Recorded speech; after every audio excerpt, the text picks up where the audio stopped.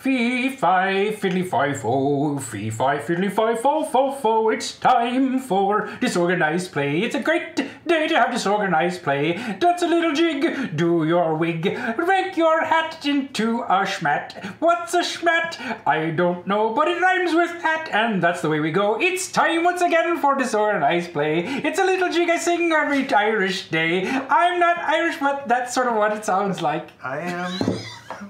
I'm vaguely offended by that, but... Are you Irish? I am, yeah. Oh, well. Yeah, that rendition of the theme song was inspired by my very Irish friend, Dom Zook. Tom, I'll tell you guys, Tom sings that before every show, whether it's in front of you guys or not. Yeah, no, I've clearly practiced that. Nels142, welcome to the chat. Farquad, DJ Regular, all of our friends on the other side of the internet. Good to see you. Hey, Thomas, thank you for the sub. Don't forget to let us know who your reroll is going to go to. Could be me. This guy. Dom doesn't need it. He's fucking dead. Yeah. I don't know if you all know, but Jordan Caves Kellerman managed to wipe out his entire party last week. The first TPK we've ever had on Saving Throw. Really? Yeah. Oh, wow. Well, we didn't have a TPK last week on Iron Keep, so that's good. Not even close, as a matter of fact. Hi, Lady Wolf. Welcome, everyone. Hey, I'm your host and dungeon master, Tom Lommel. Every Wednesday, I run a game of Dungeons & Dragons, which means every Tuesday, I sit down with you fine folks and discuss what's going on with that week's session and where we're headed, the main issues that are in my mind. And along the way, I drop bits of DM advice, insight, philosophy. Take it or leave it for what it's worth. There it is. And you also have the opportunity to ask questions and probe my expertise. Along the way, I drag by the scruff of his beard, Mr. Dom Zook as my co-host, co-pilot. Some people say God is their co-pilot. Dom is my co-pilot. Yeah. So, there you go. So, today we have a couple things on the docket. We are going to do a post-mortem review. British Leprechaun, you just missed probably the worst thing. Wow. You didn't miss it. That's somebody who changed their name after I did such a great little intro song. It's an intro song. All right. So last week we talked about a design choice, an alternative way of designing a boss fight called Beyond Bloodied. Hopefully you went back and watched last week's Disorganized Play. If not, we're going to review kind of like how it got implemented in last week's big boss battle and how it played out and what worked and kind of what didn't, although I think it largely worked. And then we're also going to talk about the Amnesis Cube, which is this artifact that I have made. What? Yeah! Thomas W. Young has to give away their reroll to Dom. Now I got a message. I'm going to forgive you because I believe I got one before. Also, Dom. Yeah. No comments on my very nice Your ensemble Tokidoki Iron Man shirt. $10 off of eBay. And do I get any compliments? Where are my compliments?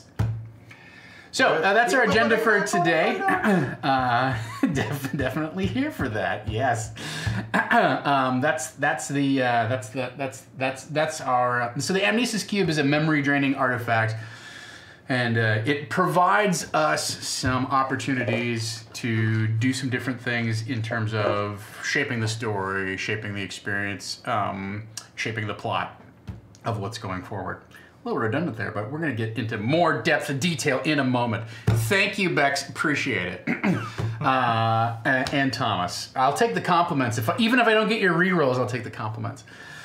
So let's talk about Beyond Bloodied. Last week, I suggested this idea that is inspired in no small part by like World of Warcraft and video games and whatnot, yes.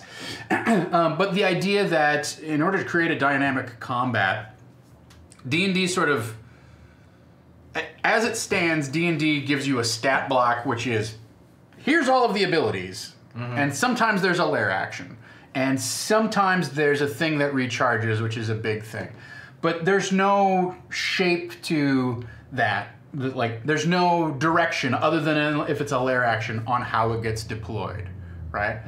And so, as a DM, I found myself falling into the habit of, I start with the most interesting thing at the top of the combat, and then I start checking things off until I get to a bunch of things that I just don't like. And by the end of the combat, which you want to build to a dramatic conclusion, by the end of the combat, you're like, he's going to hit you again because he doesn't really have anything else left to do. And I feel like that's anticlimactic. And whether it's intended that way or not, you can certainly like make your decision like, oh, I'm going to save this lightning bolt until the end. Right?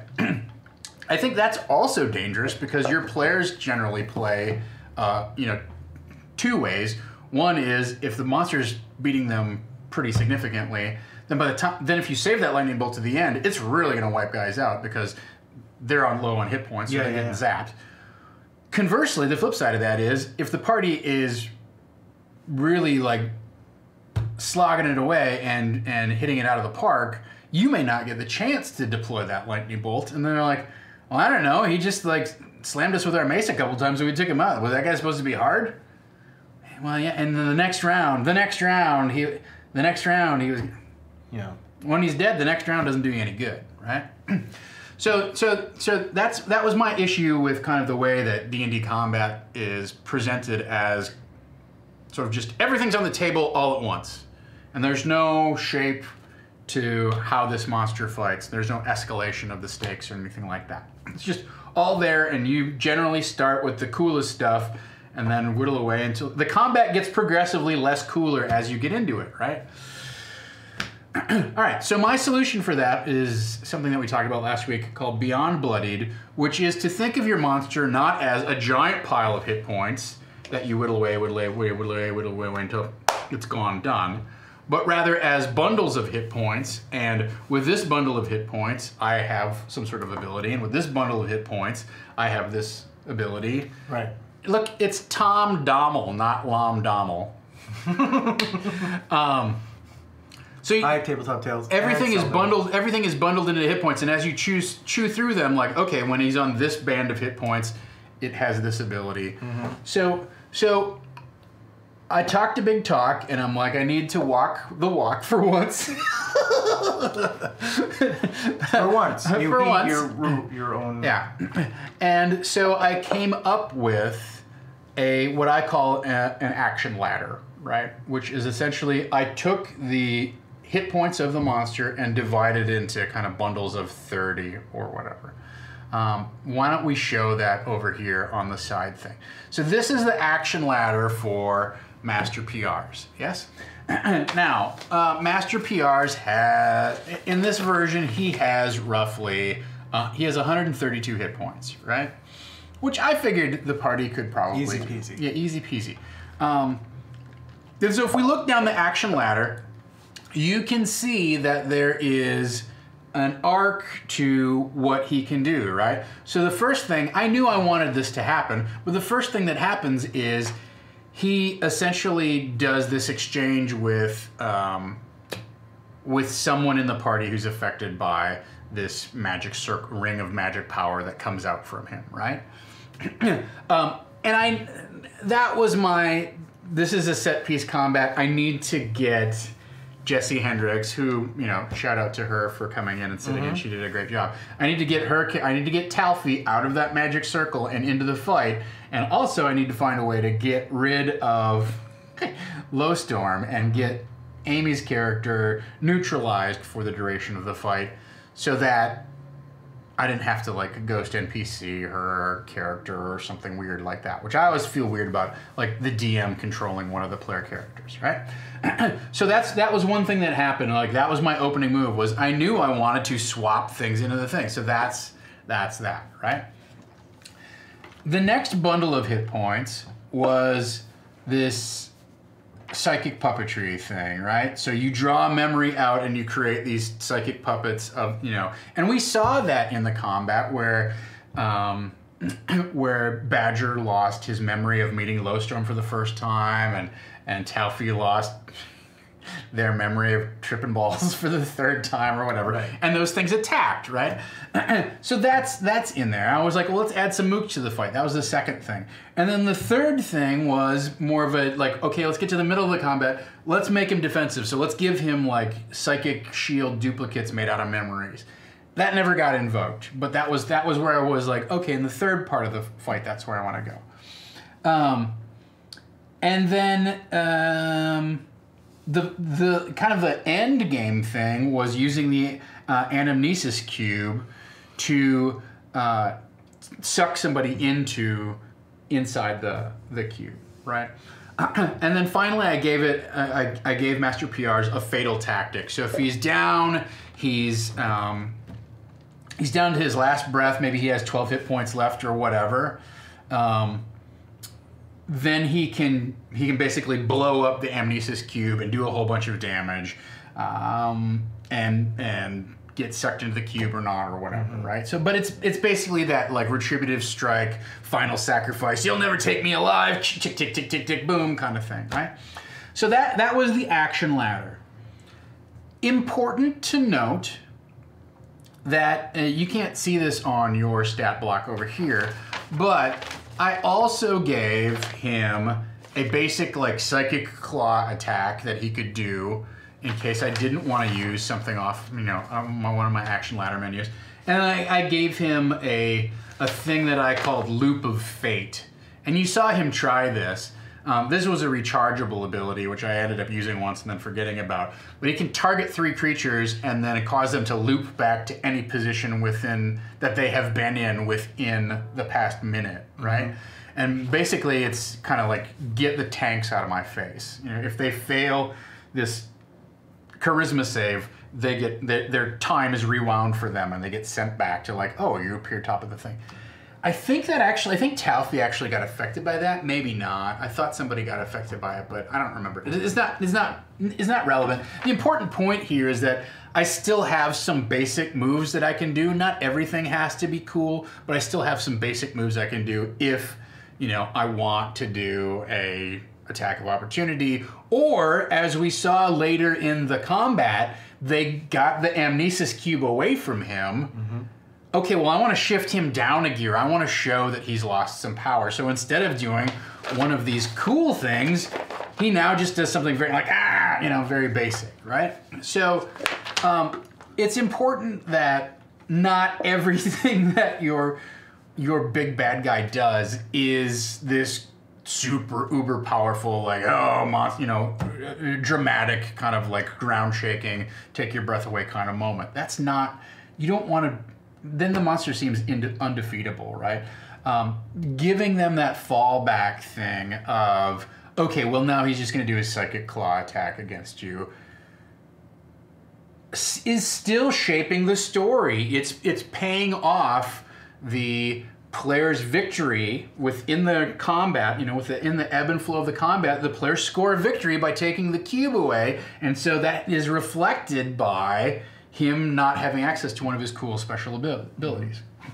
So this was my game plan. Every 30 points of damage, a new ability was kind of unlocked, and I had the potential to unleash it, etc., etc., etc. That's pretty great, except here's what happened was, he's also got these 3 other sages with him, and the party all tanked on them, right? The party didn't do any damage to Master PRs till, like, round 5 or something like that. Something really ridiculous. Now, I talked about this last week. One way that we could address that, and I guess one way that you might consider that this was implemented in last week, although I wasn't overtly thinking of it, is that instead of thinking of each combatant as a bundle of hit points, think of the whole fight as a bundle of hit points. So when the party does 30 points of damage to, all the way across everybody, then we move down the ladder to our next thing, right? When the party does 60 points of damage to everybody, regardless of whether it's tanking on the boss guy or not, we do the next thing, right? So that's one way that you could apply this. That's not really how it necessarily played out for me. Part of it was doing that dance of like, are they doing something cool against him? Some of it was his action was neutered, like when Havana's character cast suggestion on him and he had to go fetch the cube and pick it up, and then one of his minions snapped him out of it. Well, he didn't get an action that round, so I didn't have to use something from the menu, right? So a big part of it was being able to respond in real time to the victories and kind of setbacks that you want to hand to the players in the course of the combat. So that was part of it. But really, what it came down to, because they weren't Attack Master PRs, what this gave me was a menu of interesting things to do each and every round as the opportunity arose, right? And to me, that's what was successful about this. Is it necessarily, was I beholden to, I've got to march my way down this ladder and this is the way things work? That was not as important to me as, here are 5 unique things that this guy can do. And rather than just spamming the same thing over and over again, which I think can largely be boring. Sometimes you can go, oh, well, he's just going to call lightning again, and they're like, we got to find a way to stop it. That's okay. But I think you have to be careful with any attack that becomes repetitious, unless you're setting a rhythm of when he hits you, when he swings his great club two-handed, he's doing 4d12 every time. That's when everybody goes, oh, we gotta get away from him or take him off. Unless you're trying to like teach that lesson or set that kind of drum beat of like, wham, somebody's got a tank on this guy and everybody else has got to focus fire to try and take him out. Unless you're in that, what I liked about this was, let's make the combat ebb and flow by showing a variety of cool things that he can do across the combat. It made him interesting each and every round. So rather than going, that doesn't apply, this doesn't really work, that's not recharged, he claws you, I look at my little menu of options, and regardless of what the hit point total is, I go, all right, he wants to try and create these psychic puppets and get some more mooks in the battle. Great, let's do this thing. Bam. And then I can cross it off the list and not come back to it if I don't, unless I really feel like it's necessary. But I go, okay, that one's done. Let's keep doing some other ones. All right. BSB Care says, so instead of an action ladder, you have a tactics ladder. The enemy has changed tactics based on the total number of hit points that they have. And Blind Devotion at 08 says, I like the idea of a band of mooks having a shared pool of hit points, and it makes it feel less like the players are able to guess, okay, that one guy's almost dead. I mean, yeah, those are 2 related points. I think it's acceptable to just bundle everybody's hit points together. But I do think you want to have an idea of, well, a mook is about this much, I would say, it's okay to keep everybody's hit points for whatever they are. If you're really worried about, they know they've got 18 hit points when they do 17 points of damage and he's almost dead or whatever. Well, I think the easy way to fix that is to use the hit dice the way they're meant to be and roll randomly for each of them, right?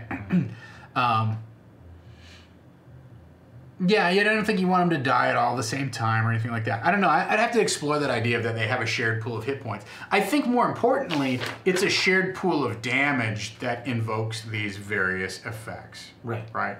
I think that's the main takeaway. Whether they, one of the things, as I talked about last week, one of the things you can put on your ladder is, all right, at 91 points of damage, all of the mooks die. Anybody who's left, he does this psychic sacrifice. It includes people who are his allies, and it kills them. And that's definitely a good idea. Like, let's shape this fight so that by the time we get around to round 4, it no longer becomes, let's go after all of the mooks, and we can focus it onto, he kills his own mooks, and now the party is forced to, like, focus on him, right? Because he's the one left. But he's clearly gotten some sort of advantage from sacrificing them or whatever, right? So that's something that you can build into this ladder. It doesn't have to be all powers like I've delineated here. I think it would be advantageous to also have a ladder of either environmental effects. A fog rolls in, you hear chanting, a glowing light appears within the magic circle like a portal's opening. All of that kind of stuff could be in this ladder as well as you know, these sort of like what I want to call dramatic kind of effects of, at this point, he turns the combat from many opponents into focus on me. He takes the spotlight.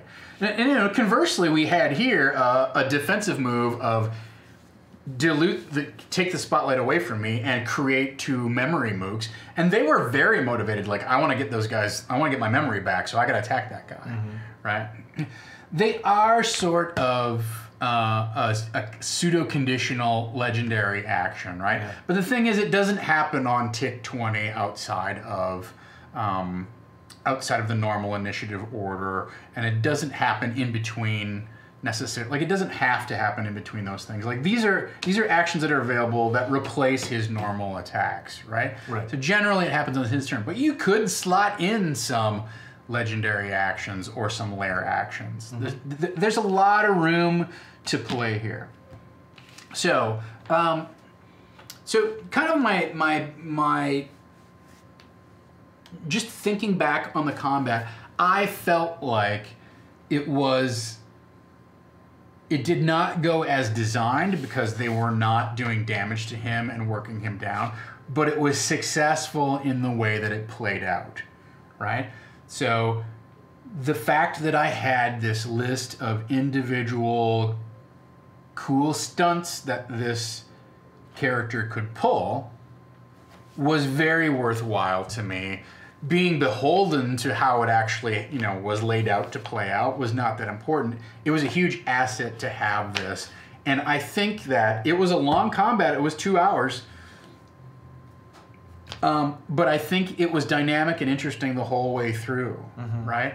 And I never felt like, okay, why don't they just kill this guy? Like, he's kind of out of cool stuff. Like, let's wrap up the combat and get it over with. I always felt like he had a trick up his sleeve that was going to kind of change circumstances, raise the stakes, keep things interesting, keep the players engaged. And I felt like they were all interested and engaged in the whole thing the whole way through, rather than, you know, your players kind of like, well, I don't have anything to do against that guy, so I'm just going to keep killing one of these sages, right? Like, you fall into that sometimes, especially with a boss battle, where, I don't know, for some reason players really get focused on the minions, and they're like, well, I don't want to get over by that guy because he's dangerous. I'm like, that's the guy you got to take out. Yeah. So, as I said, I don't know that, as, you know, to strictly propose that it's tied directly to hit points isn't necessarily something you should feel beholden to. But sitting down and going, okay, what are 3 or 4 cool things that this guy could do? And making that list and writing it down and putting some stats to it, I thought was a huge advantage for me, and made that boss fight encounter solid, engaging, successful the whole way through. I mean, it sure, of course it helps to have, you know, a big dwarven forge set up, and, you know, miniatures to move around, and you know, a descriptive, you know, evocative ritual that's happening, right? But unless there's something mechanically tied to those things, they're just they're more set dressing than they are meaningful once you get past the initial kind of like, ooh, oh, I want to go over there. Well, then once you get over there, you're kind of like, all right, well, no, what do I want to do, right? But if I had something on here where he twists the cube and the pillars, become charged with energy. Oh, okay. All of a sudden, what's on my sheet recontextualizes the environment, what's going on. BSB Care asks, this may be an add-on, but have you thought about having 1 or 2 actions that he does if a party member drops? Something like Misty Step in a monologue or something like that. I hadn't thought of that, but that's not a bad idea, right? So like that could be, in addition to a fatal tactic, you could have sort of a killing blow tactic or something like that, where if he scores a significant setback, here's something that he can do to gloat or absorb energy from the NPC and kind of change the, reflect that victory on his part, reflect that change in the combat beats, right? Yeah, you could easily switch this over to, if he's done 30 points of damage to the party as a whole or to a individual party member, then this happens, this gets triggered or whatever, and just have another action ladder, but beneficial to the bad guy for sure. Yeah. I mean, well, it's really more beneficial to the party, right? Is kind of what BSB Cares is asking about, that it's a way for him to gloat without actually inflicting a lot more damage. I think that's somewhat circumstantial, right? Like, I think in the given circumstance of what we had with the combat, it would be okay, like if one of the PCs had gotten knocked down, for him to draw forth a memory from that thing, or reinvigorate the lair or the magic circle. Like if he could have used that down PC, like use some of their essence to like raise, all of those things that I'm thinking of kind of keep turning the tide in his favor. But if you wanted to do something a little more flavorful that still threatened the party and reflected the defeat that they had just suffered in that round without doing more damage or adding more threats to the table, you could do something like the magic circle lights up again and begins to hum, which raises the stakes, threatens the party in a non-mechanical way, but certainly gets everybody's like, oh, we got to get the guy up. What's going to happen next? That sort of thing. Right. It hands the big bad guy a victory moment without giving him a decisive mechanical advantage in that moment. So like I said, it didn't play out as I had designed it. I think there's plenty of room to kind of keep playing with this thing, but it had a significant impact in the way that the combat itself played out, and in the drama and the stakes that were reflected throughout the entire fight. For a whatever it was, like 9-round fight, for a 2-hour fight, I felt like it felt like a boss battle, and it felt engaging the whole way through, and they scored a major victory at the end. It was not something that just sort of like petered off, oh, and he's dead. I don't know. What do you have thoughts about how the fight went, or what you thought of the combat, or anything? I thought it flowed pretty well. It was interesting seeing how you were going to get Talfi into the fight. And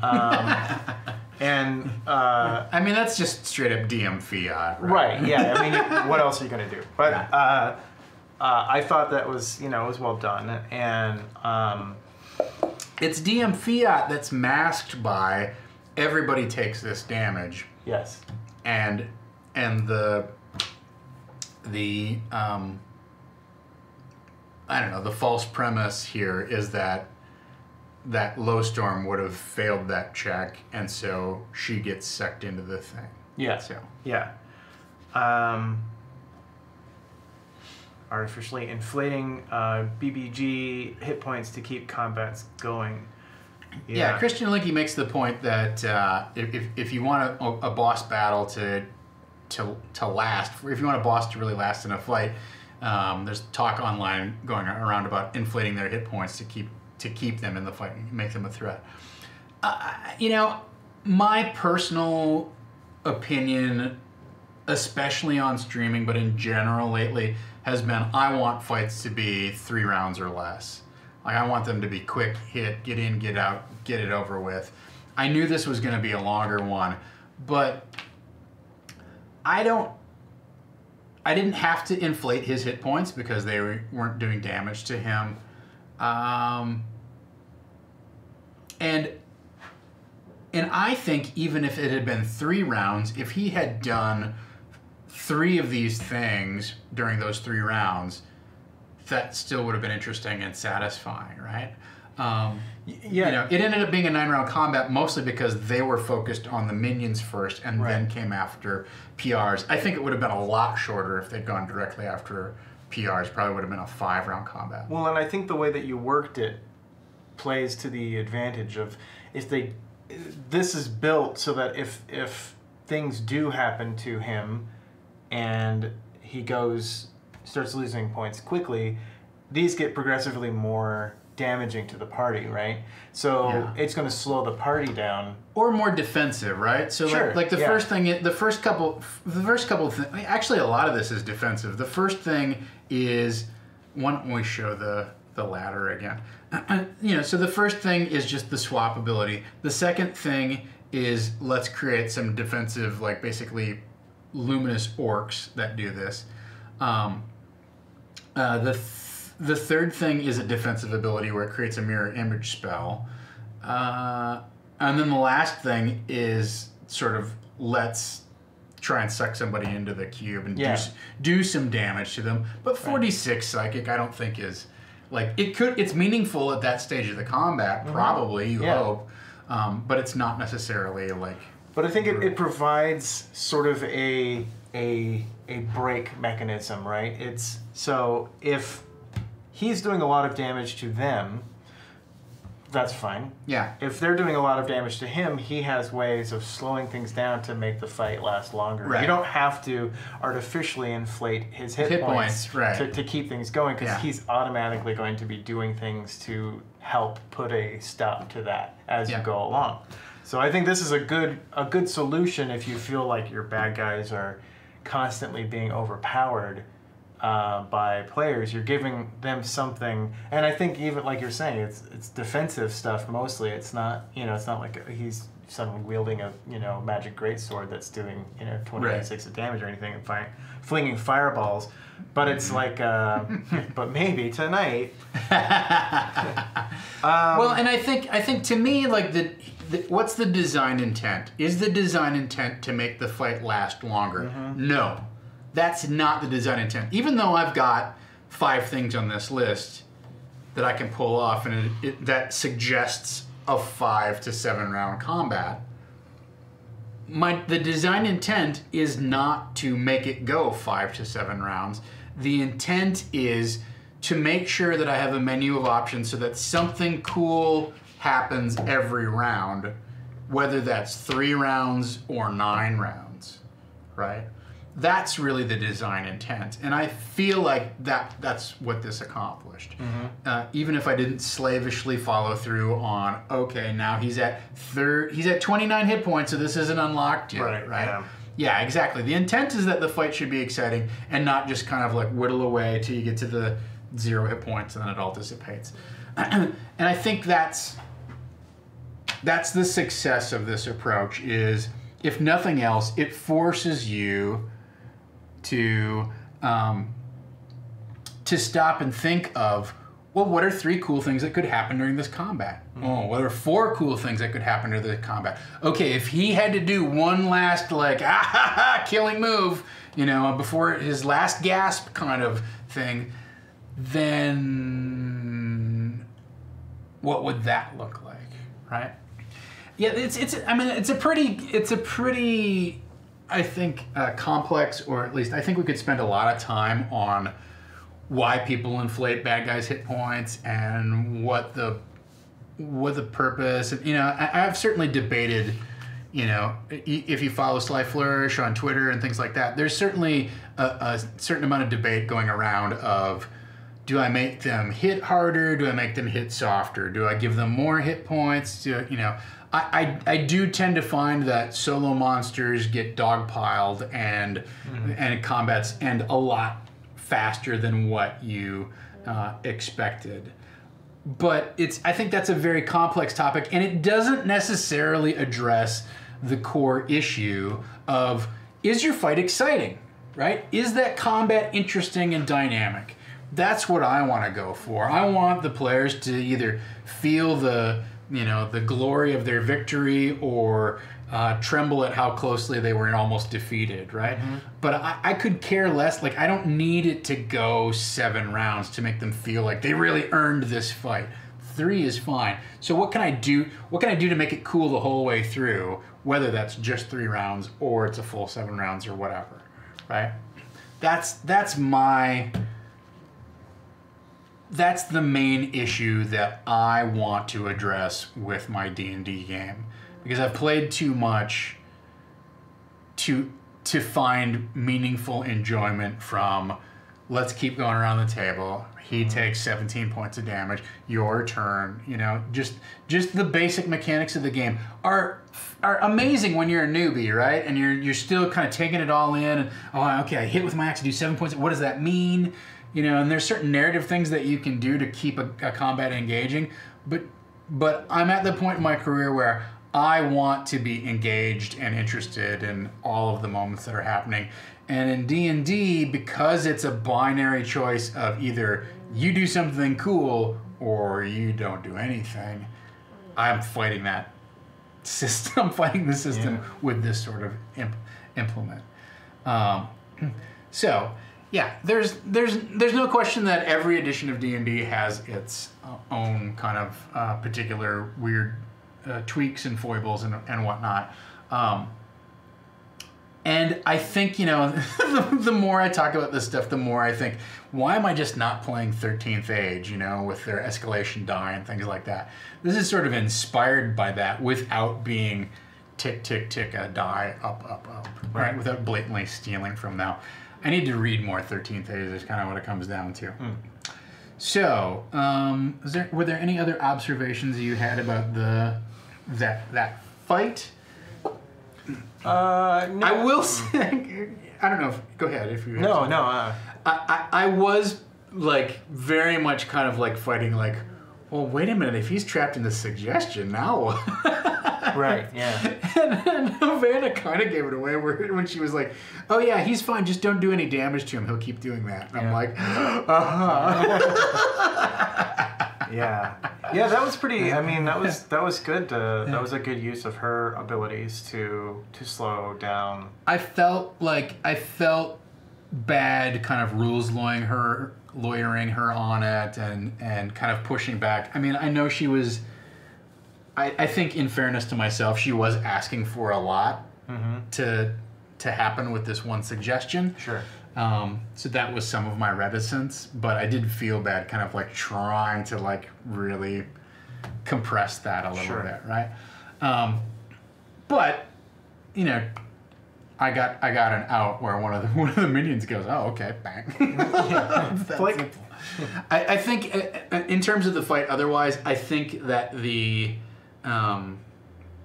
minions maybe were. I wish the minions had an active attack rather than everything being a save, right? So they're based on a spectator, and it's basically like they hit you with an I-beam, and then you make a save of whatever variety I-beam that it is. And that was...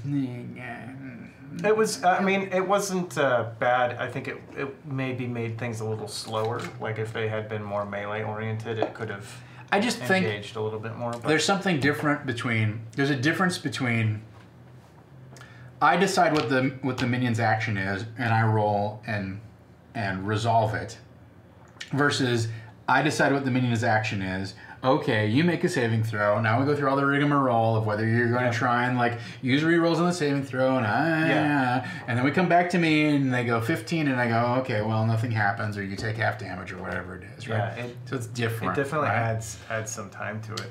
I think the other thing was that we had introduced Lurg as a significant NPC, whether we wanted him to be a significant NPC or not. Yeah. So I think that they focused on Lurg because of that a little bit. They wanted some retribution for... What's interesting to me is in one of the previous sessions, Chat had unlocked an otherwise hostile enemy becomes an ally. Yeah. And I was like, perfect. Lurg is going to not be able to bring himself to attack his former lover. This is going to be a big moment of da-da. And instead, Eric was just like, fuck that guy. I was like, well, this is not going to be Lurg's moment of contrition, is it? I guess not. I still loved you. I'll take another look at suggestion and see how that plays out. Because I don't want to punish her for choosing to play a social character who can kind of mind master guys. I suggest you look at that. All right, so that's the action ladder. I think it was successful. I'm going to continue to tweak this thing. I would love to, as I talked about last week, include more things that are layer action type things, environmental effects, flavor kind of changes, that sort of stuff. But I felt like it was a very useful tool to have in the toolbox. And regardless of how it got implemented, just being able to go, yep, I'm gonna do that one now. Okay, here's what happens. Really brought the combat to me for life. I was interested in like, okay, yeah, all right, let's see if we can get that out. All right. So our next topic of discussion today is the amnesis cube. That's how it's pronounced? Amnesis? I'm probably not saying it. I think it's anamnesis. Anamnesis cube. I put memory into... It's an actual word. I looked it up. Thesaurus.com, and that sounded cool, and so that's... Yeah. I just thought it would be AMN, like amnesia. Yeah. It's anamnesis. Yeah. I think because amnesia is forgetting things, and this is for remembering things. Right. Right. Yeah. So the anamnesis cube, for anyone who didn't watch the episode last week, is basically this thing that Master PRs had. It was like a black Rubik's Cube that you could twist and turn, and I was this close to buying one on Amazon, but I'm like, I don't know that they're going to use it or want to carry it around, so I wasn't sure whether I wanted the actual prop or not. We'll kind of see what they do with it. It could be one of those things where they're like, oh, well, no, we don't want to touch this anymore. Yeah. Well, let's hand it to Master Talfi or, to Talfi and see what Talfi can do with it.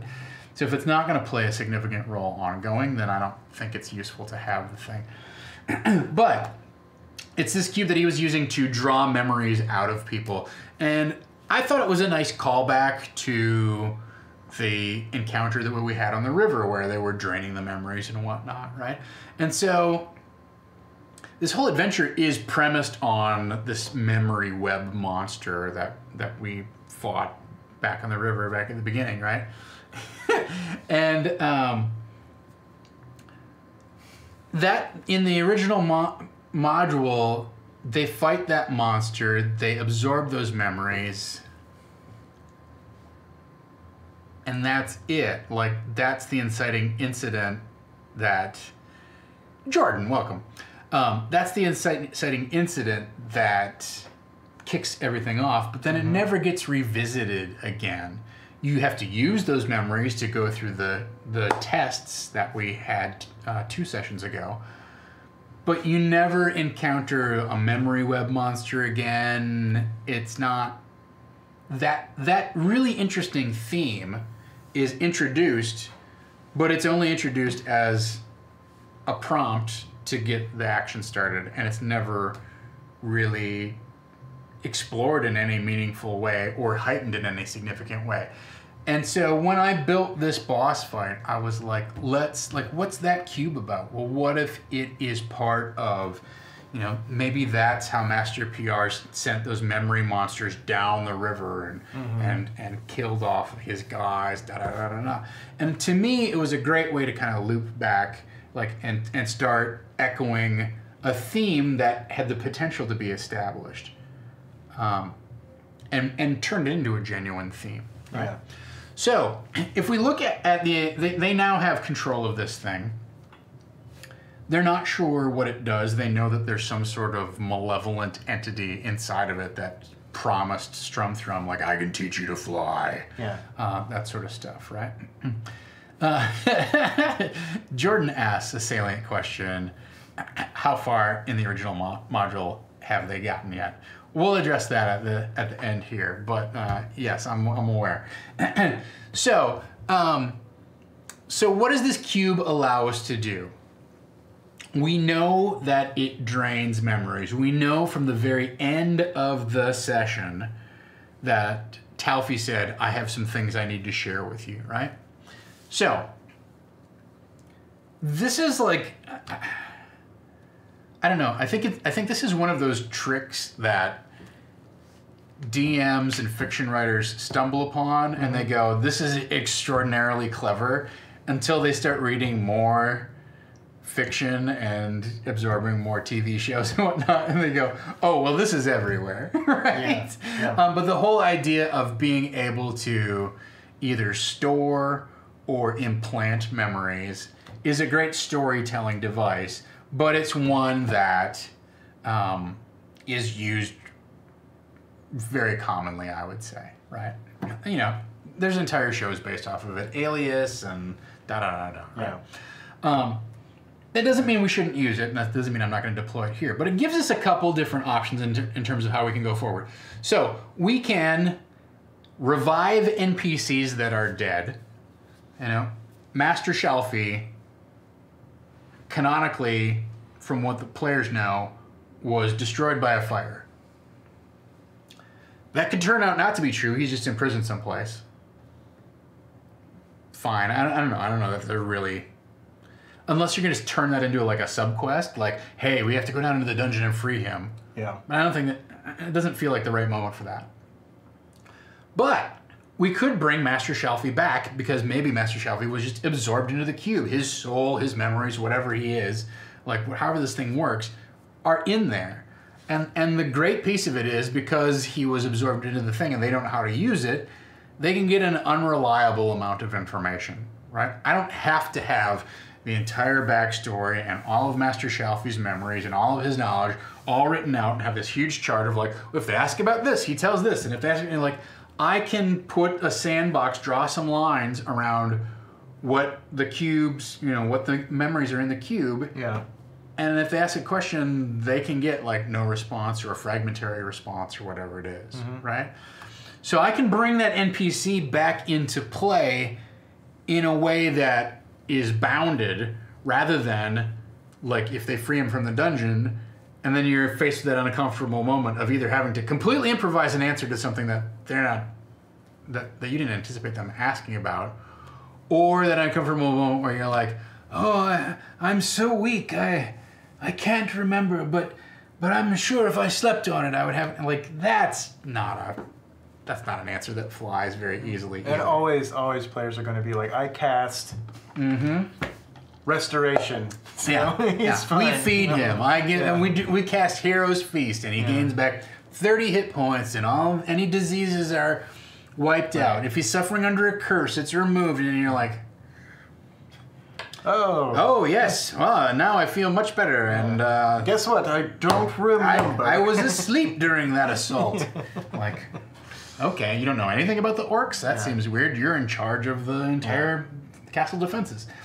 So that's the advantage to this thing. So I have an opportunity to bring back NPCs and either channel them or roleplay them in a bounded way that I don't have to have these enormous like backstory write-ups for what they do and what they know.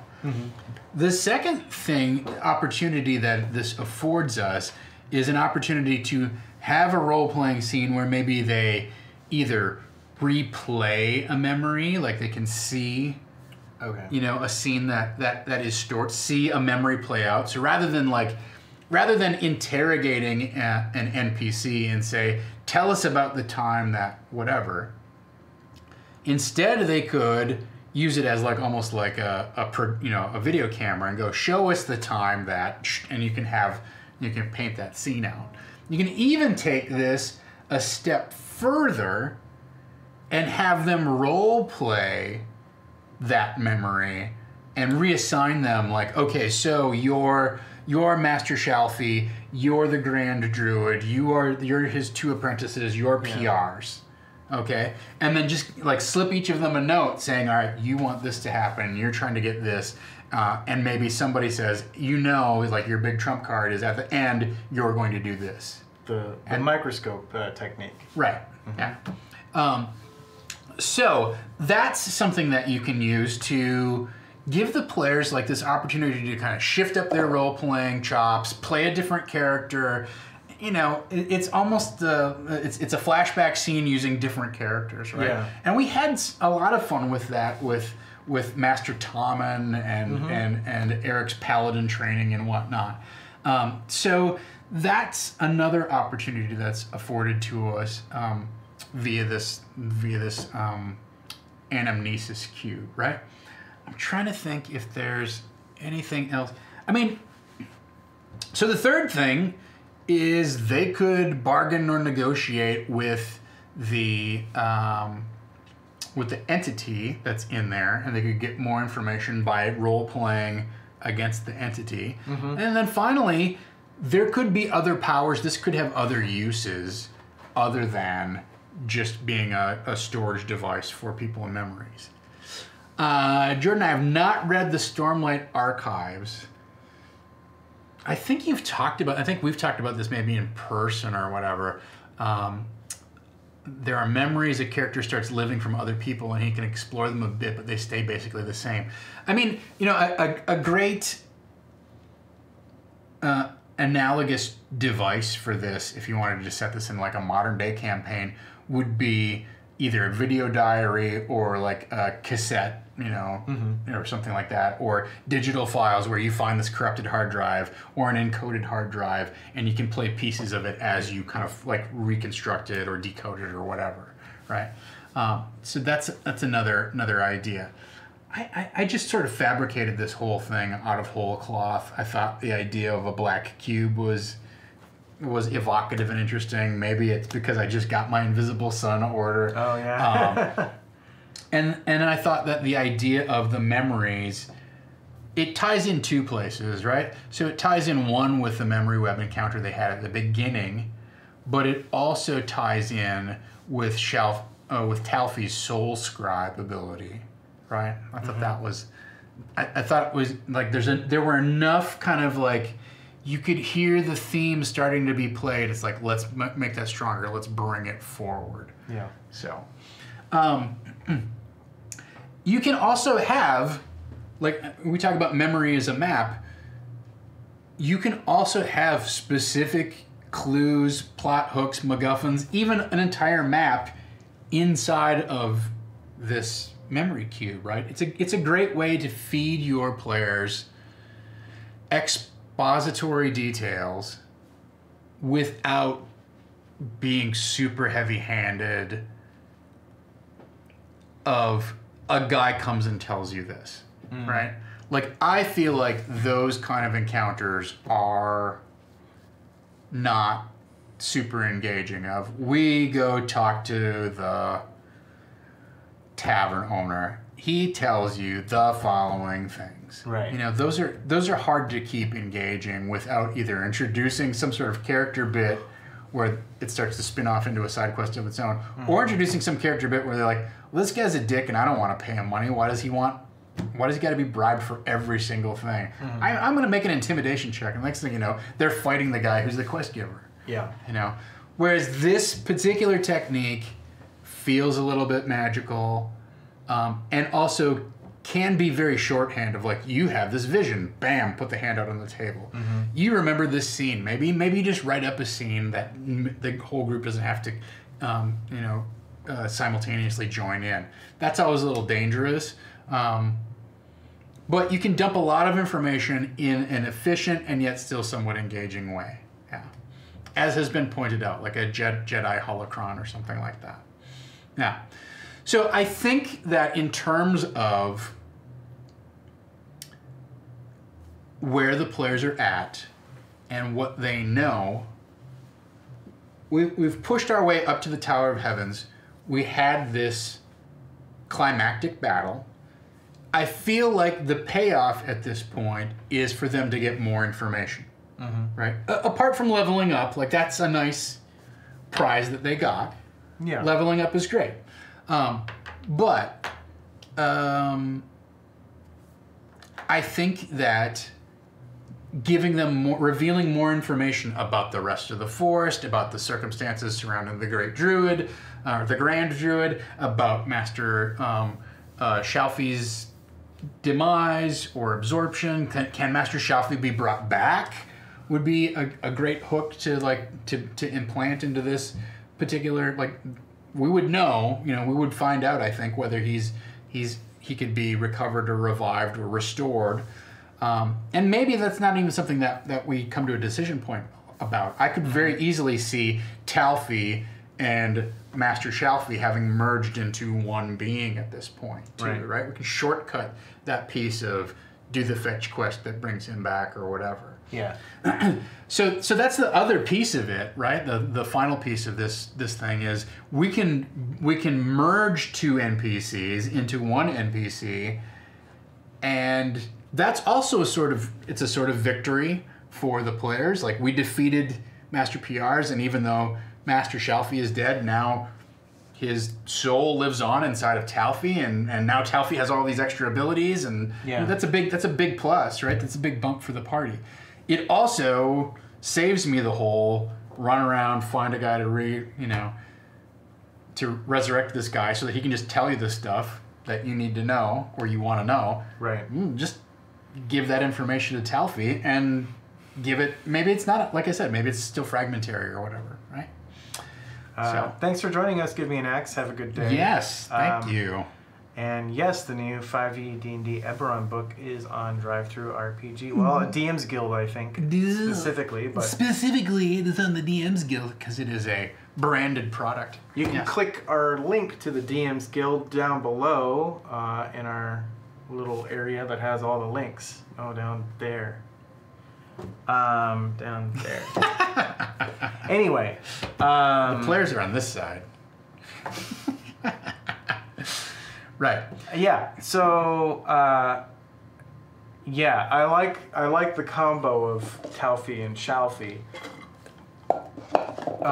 And I think that there's a lot that will. I sort of feel like the players are going to be exploring this cube a lot, just from the way the session has been going so far. The players are going to come out of that battle with this. I'm like on a 50-50 of it because I think they're going to. I think they're probably nervous about how many will saves they have to make. So I think if we come back into this scene when we resume play and they have to make a bunch of will saves, they'll be like, screw it, we don't want to touch it anymore. Right? But I don't know, that's something that I have to decide. Sure. Yeah. And yes, their new name would be Alfie. That makes sense. Stalfie. Stalfie. It's terrible. No. So even though even though I think it is a somewhat cliche or stereotypical device that is used fairly commonly in a lot of sci-fi, mostly sci-fi more than fantasy stuff, and that's not going to stop me from using it. Yeah. Right? And it also, if it were just a one-off thing, like on its own, I don't think that it would feel weird. But because we've already established, because it has some precedent earlier in the campaign, I think it becomes an organic part of the adventure rather than being what? Where did this come from? Oh, this is very convenient that we have this cube that holds all these memories in it, isn't it? Right. Like, now it's not convenient. It's like, now it explains a lot of we can I put a memory in there and summon one of these warrior creatures? Yes, you can. Oh, well, let's think about that. Yes. Yeah. So, in terms of where they're at in the adventure, right? We talked about way back in the beginning, I kind of spoiled the whole plot of the adventure, right?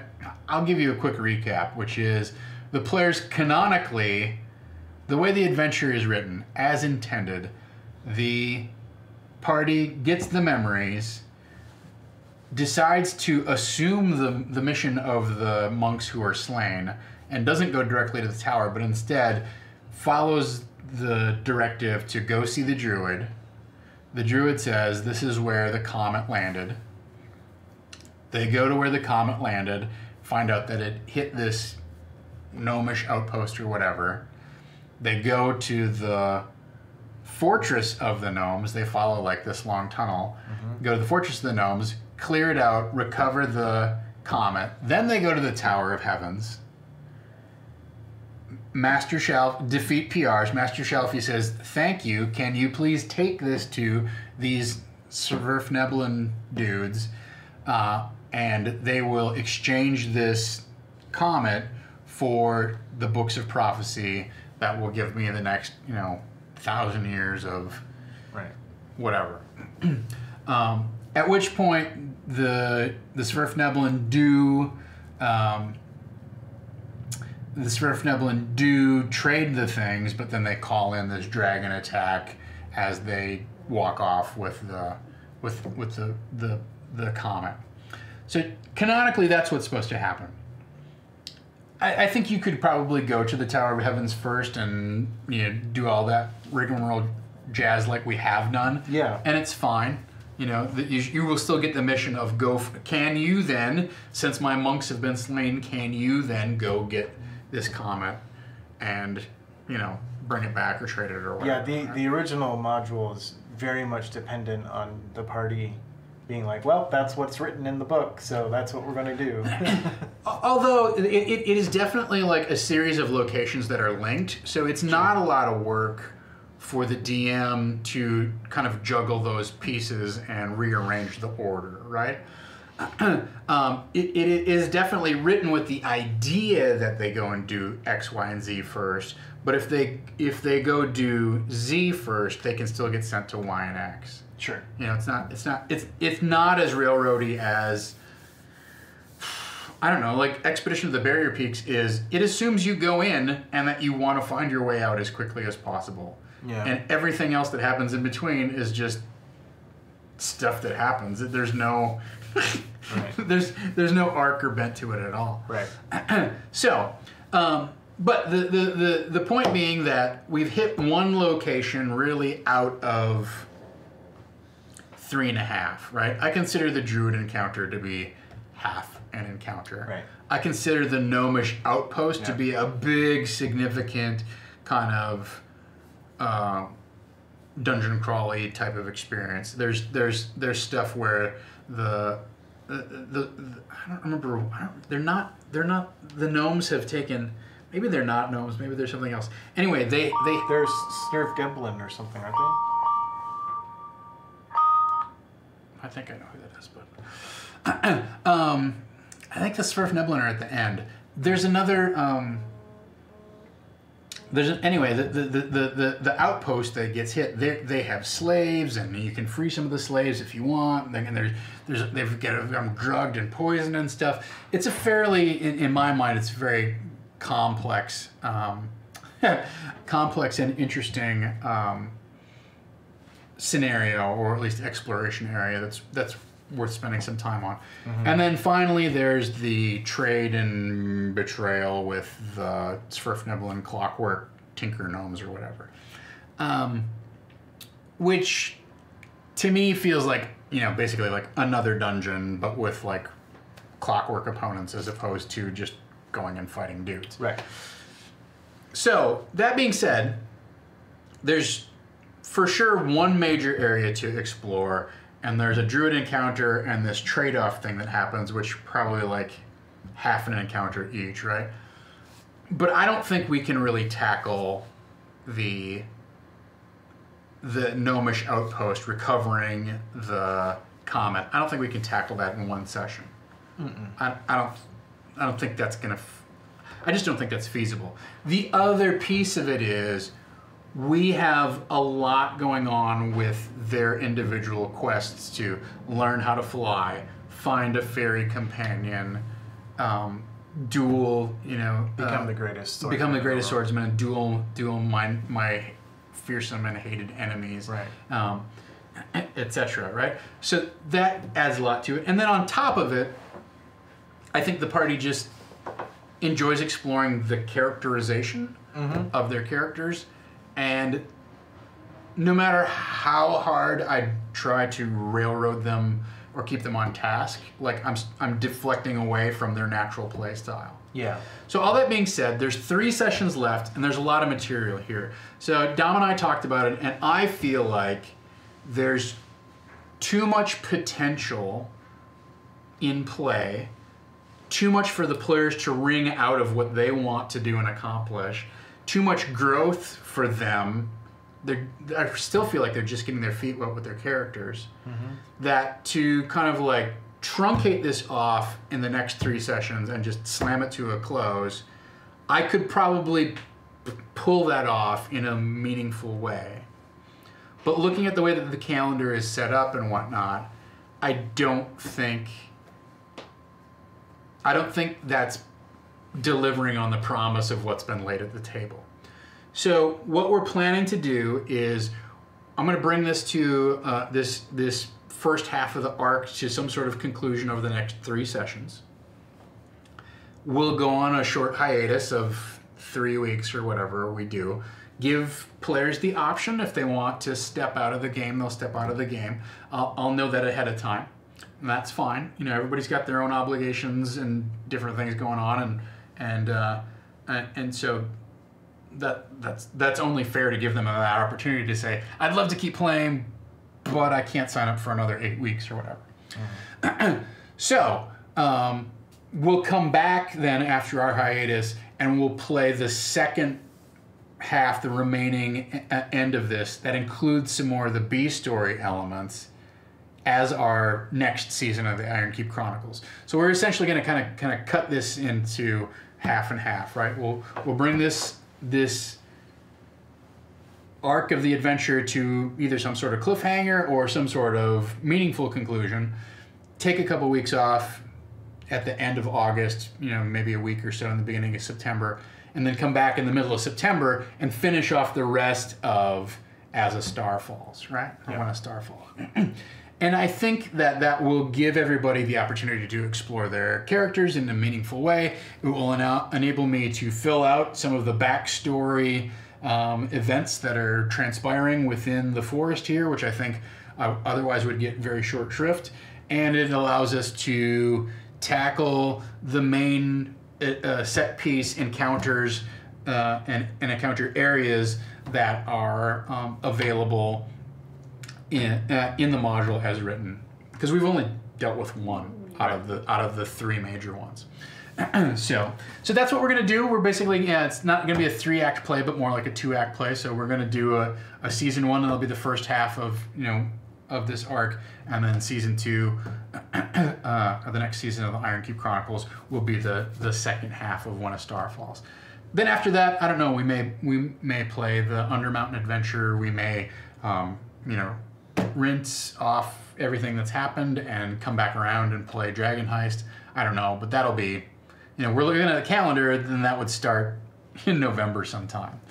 So I'm waiting for Estel Castillo to give me some crap here in the chat, but that's for, of course, not being able to keep to my 10-episode timeline.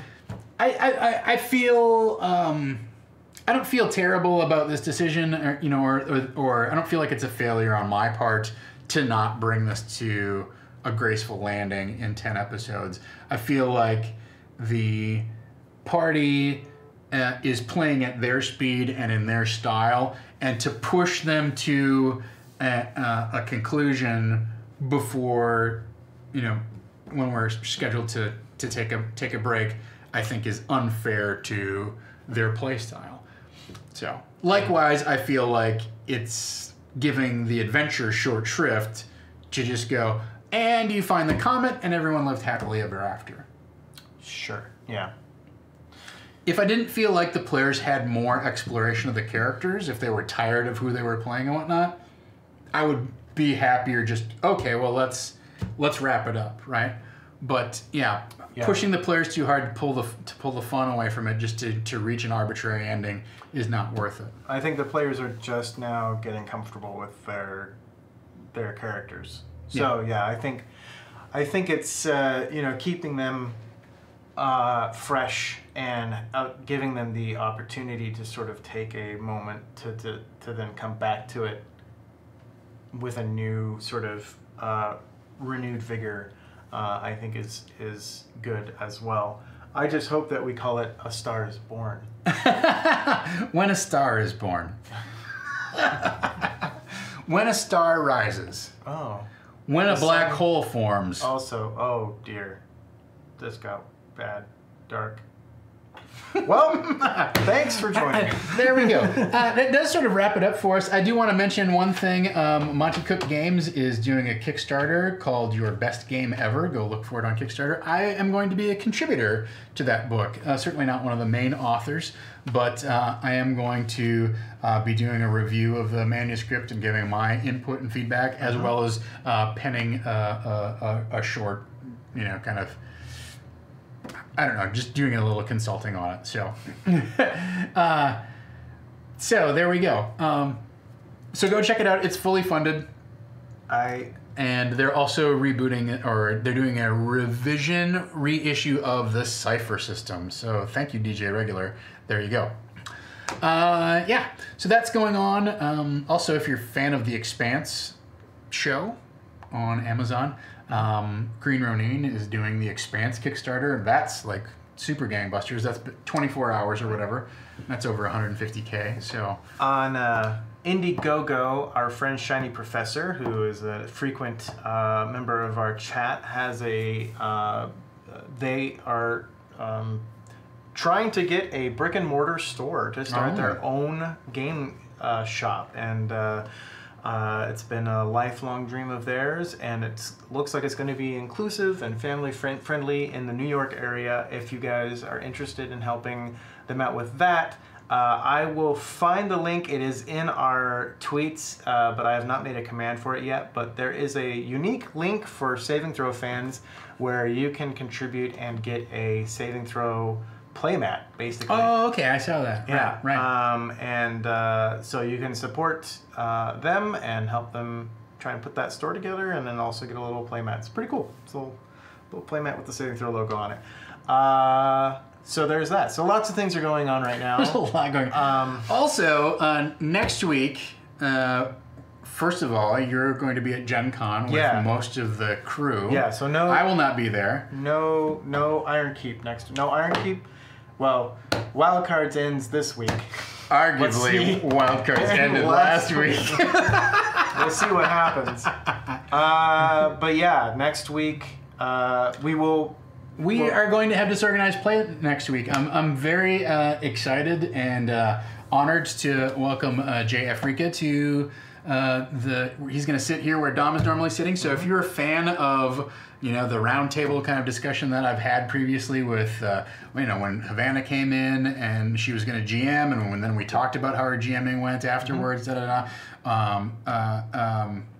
When Eric came in, but Jennifer. Last time when Jennifer Kretschmer came in. If you're a fan of that format where it's more of a back and forth discussion, Jay Africa is going to come in. He's a Adventurers League. I'm not sure exactly what his title. Like he's a big. I want to say underboss. Yeah, kind of. Yeah, he's a big cog, certainly here in LA, and keeping all of the Adventurers League events going. And we're going to talk about running and playing in convention games, right? So he's going to talk about how to prep an AL event on short notice when you don't really have time to get ahead of it. He's going to bring in his DM's kit and walk us through this is what he takes to a con and da da da da da. And I'm going to talk about my experience both running conventions.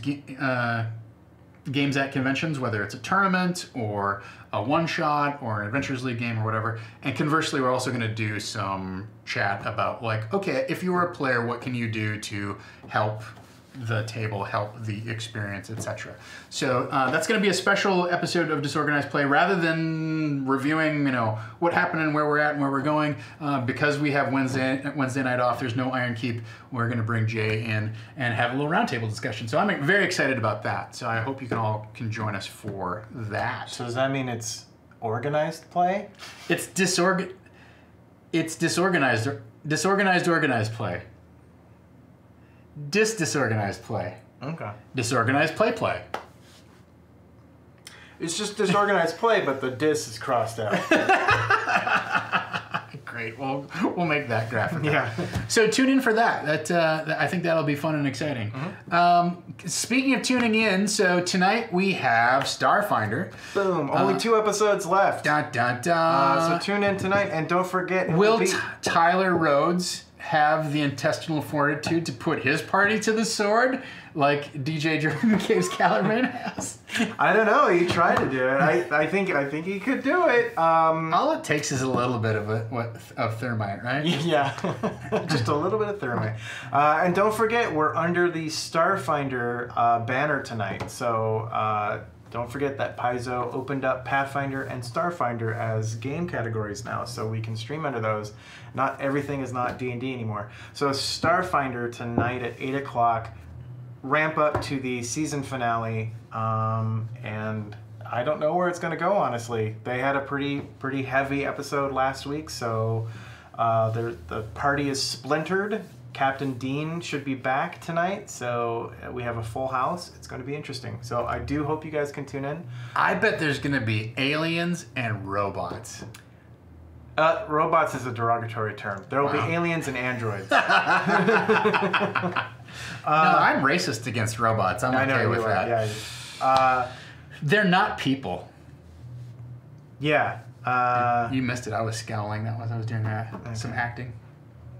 Yeah, this guy's an actor, everyone. You should be able to tell by the t-shirt. I'm pretending to be an Iron Man fan.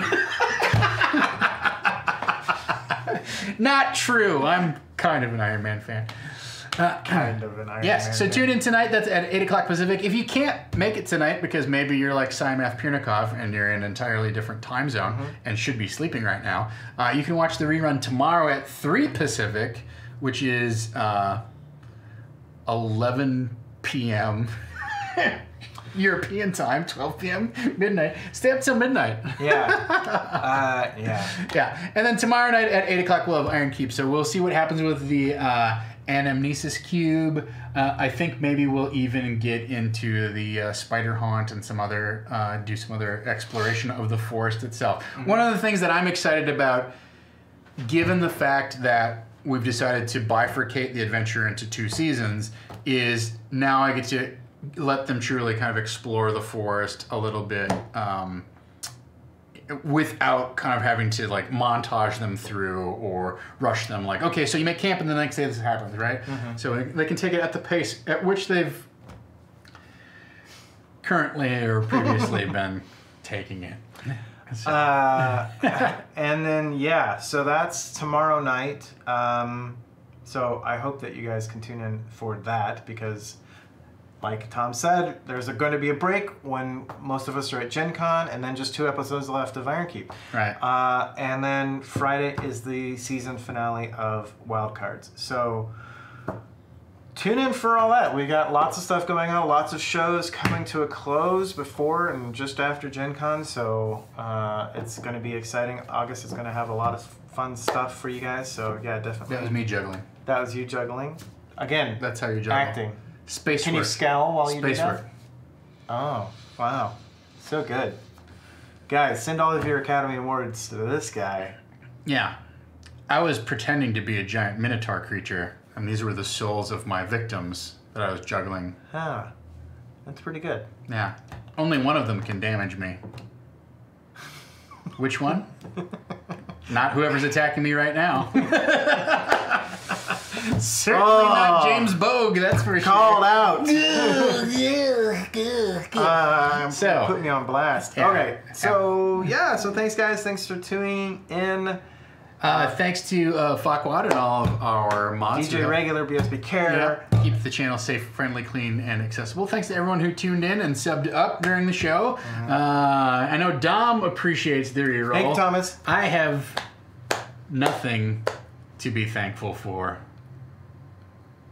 I did more acting there. That's good. Yeah. So we'll see you tomorrow night, I hope, or we'll see you on the VODs. And if you want to, if you want to keep the conversation going, you can join us on Discord. That link got popped in there. That's the buzz. Until next time, let's dungeon. I did it, Tom. Yeah, but did you do it with your trademark Irish accent? I don't have. Oh, there it is. Oh, we.